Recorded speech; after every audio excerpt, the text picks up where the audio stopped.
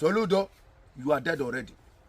I just want to tell you that you are dead already. Gentle is telling you this. I don't have much to tell you. Galiru, Wailigi, because we are coming.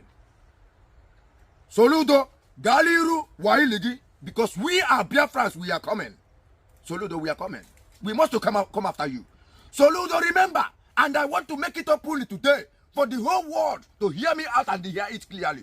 Soludo, remember that your first son is the highest criminal in this life, in Biafra land, in the nation.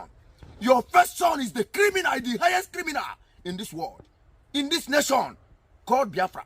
Soludo, remember that your daughter is the highest prostitute in this life. You know that one. Soludo, you know that one. Look at how foolish and selfish you are. You are moving around searching women that are wearing pants and don't you listen to yourself? Soludo, just watch yourself. Watch what you are doing to yourself. Soludo, shame to you. But remember, believe you me, that I am coming after you. Soludo, Biafrans is coming after you. Biafrans is coming after you. Believe you me. Thirdly, His Excellency, Donald Trump, I give honor to you. We respect you. We honored you. Also, Netanyahu, the Prime Minister of Israel, we honored you. We respect you. The Putin, Russian president, we worship you. We honored you. Trump, please and please, His Excellency, I want to use this opportunity to highlight you for you to understand something. From the one, Britain have never ever loved you. Remember that Britain colonized with Nigeria to sentence you. 10th of this last month, being January 2025. I myself, I made a prayer for you to be in that seat. And thank God today you are in the seat. Shame to them. Now they are coming on their knees because they have seen their failure. 32 years after the Nigerian Civil War, a Nigerian military officer who took part in the Civil War and eventually became the head of state of Nigeria eventually wrote a book at his old age to tell his side of the story. Now, that is not my immediate concern about the episode. My observation is this: most African leaders forget that they will eventually grow old and pass on eventually. Now, for 32 years, a tribe in Nigeria called the Igbo people have been subjugated under immense segregation, immense marginalization, and immense hatred. For what? All over a lie that the 1966 coup was an Igbo coup.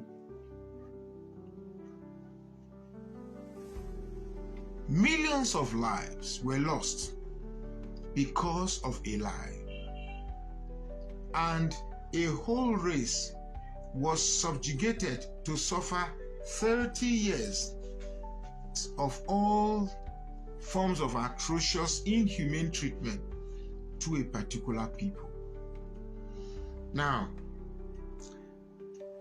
one officer decided, because he is aware that very soon the gate or the doors of a tomb will soon call him, and therefore, maybe buoyed by emotions, 32 years after the Nigerians decided to tell his side of the story. A Nigerian military officer who took part in the Civil War, first and foremost, I'd like to appreciate the fact that the head of state of Nigeria, he is human enough eventually to tell his side of the story, the truth at his old age, passes on.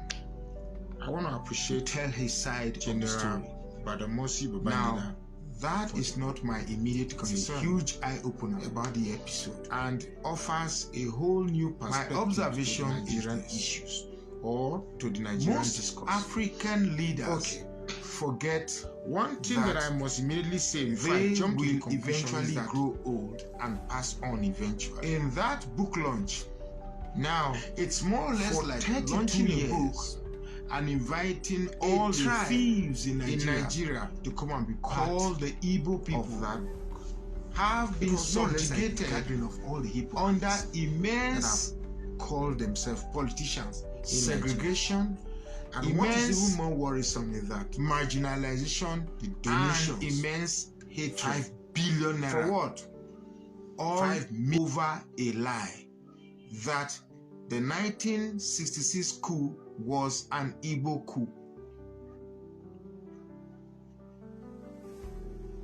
Millions of lives were lost because of a lie, and a whole race was subjugated to suffer 30 years of all forms of atrocious, inhumane treatment.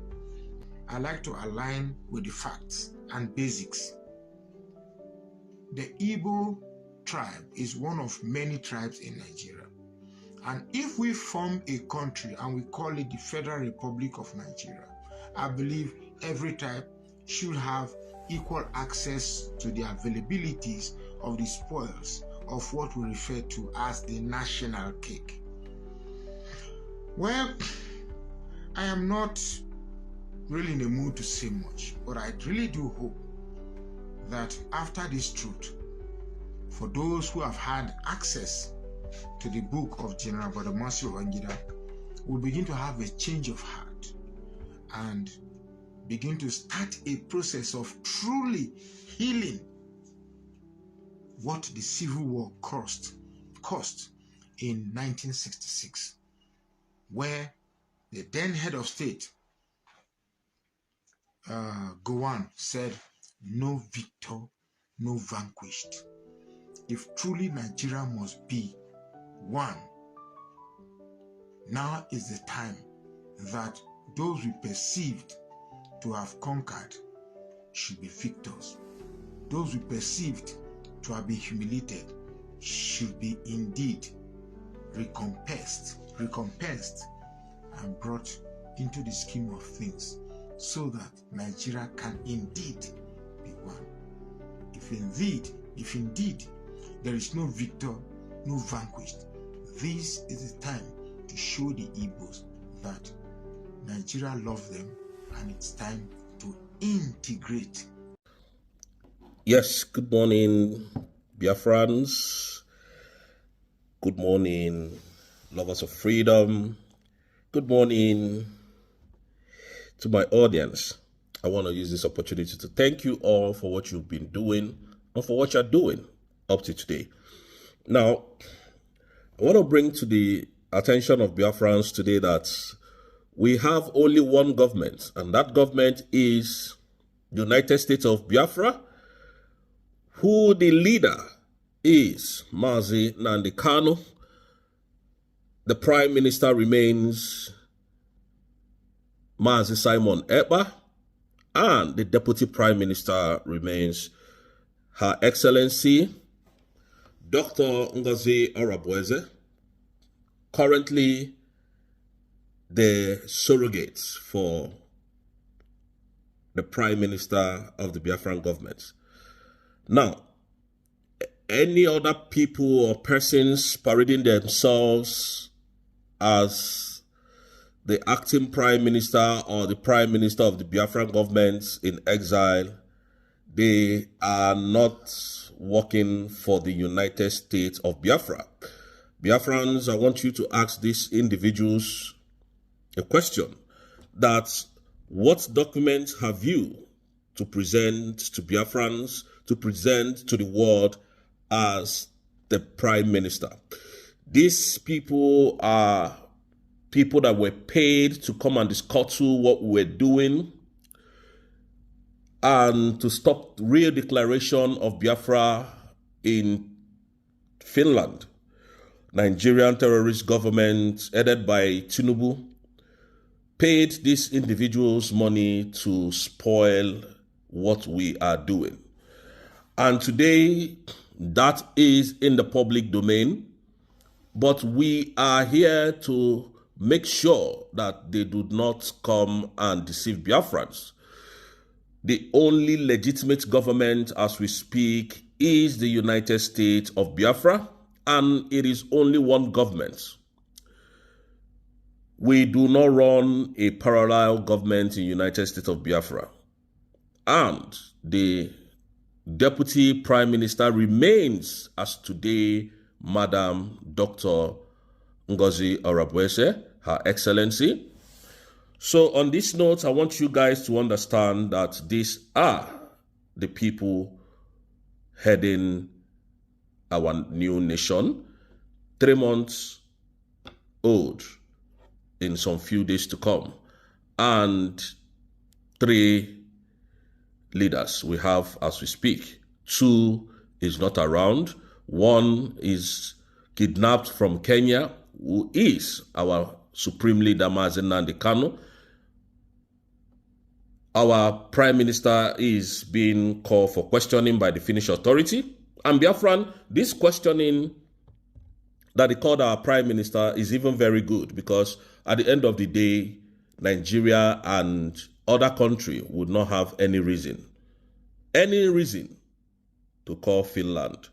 I want to promise and put it out there, despite Finland has not completely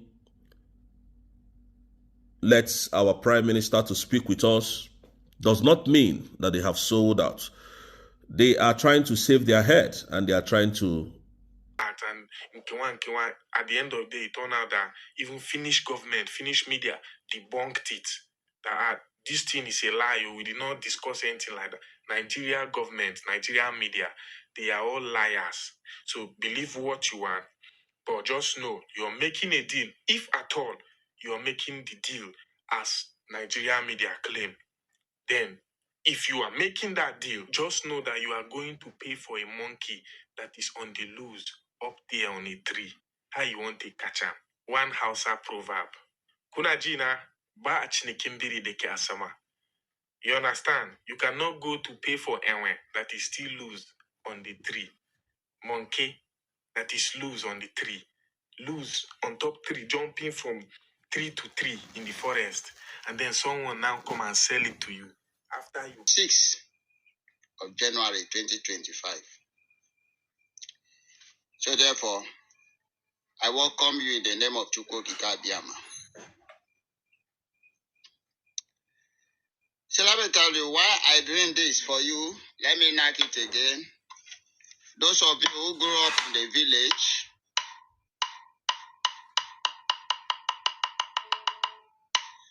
whenever you hear this drum, you know that the town crier is about to make announcement.